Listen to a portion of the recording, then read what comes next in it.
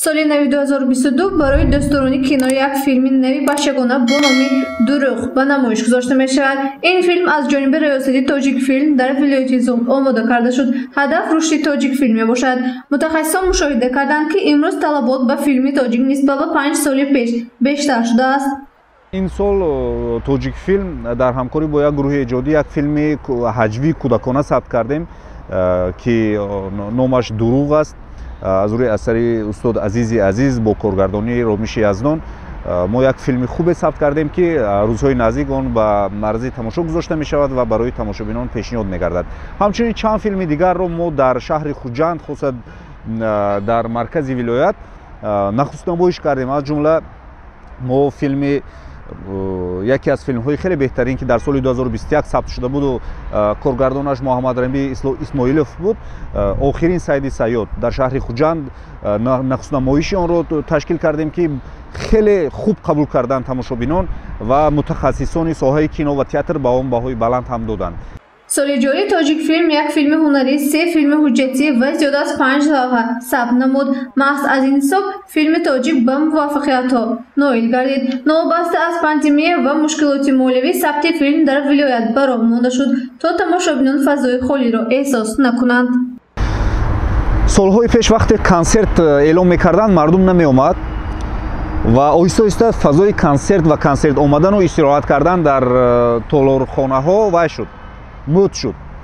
вақте мо ба соҳаи синамо омадем, вақте эълон мекардем 10-15 нафар мардум меомаданд ва дар натиҷаи корҳои пайдарҳам ва эҷод мо ба чунин муваффақиятҳо ноил шудем ки имрӯз бо эълони як филм мардуми зиёде ҷамъ мешаванд ба толорҳо ва хоҳишманд меоянд ва тамошо мекунанд.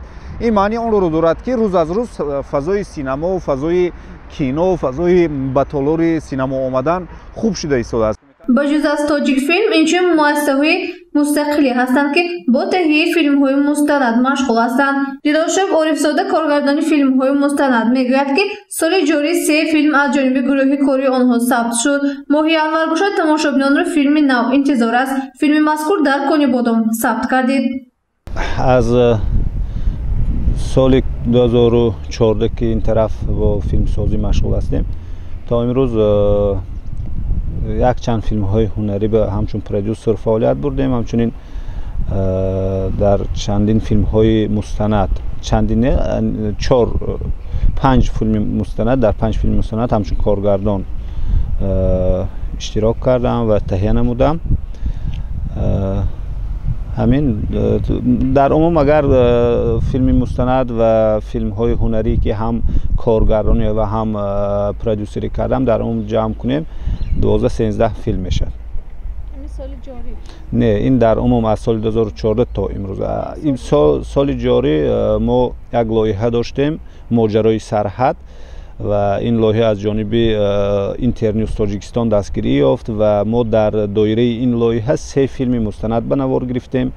2 филм дар шаҳри Исфара, яке дар бораи таърихи Ворух ва он баҳсҳое ки имрӯз дар Ворух мешавад ва он талабҳое ки аз ҷониби кишвари ҳамсоя мешавад, гӯё ки заминҳои Ворух аз они онҳо аст, дар мавриди баҳсҳои ҳамин сарҳадӣ ин филм омода шуд. ва як филми дигар низ дар ҳамон шаҳри Исфара, дарахти дӯстӣ буд ки дар ин филм мо дӯстӣ ин ду миллата нишон додем. якчанд филмҳои кӯтоҳметрӣ ҳунария роҳандозӣ карда истодем ки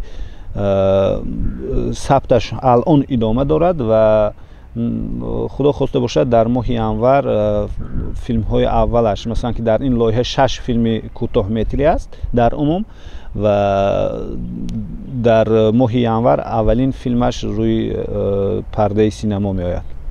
мутаассифона дар вилояти Суғд ҷумҳурии Тоҷикистон шабакаҳои кинотеатрӣ вуҷуд надорад ки бо баробари баромадан як филм дар ҳама ҷо ба намоиш гузошта намешавад. ин ҳолат низ яке аз муаммоҳои кормандони кино ба ҳисоб меравад. гузориши мазкур бо мақсади рушд додани филми тоҷик таҳия гардида он ба муносибати рӯзи кинои байналмилалӣ иттифоқ афтод. сани 28 декабр рӯзи кинои байналмилалӣ аст. дар ин рӯз кормандон ва танзимгарон инчунин коргардонҳо аз иди касбии худ тарҷеҳ мекунанд. гузориши меҳрангези Абдуаҳад ва Насим Раимов барои барномаи иттилоотӣ хабар.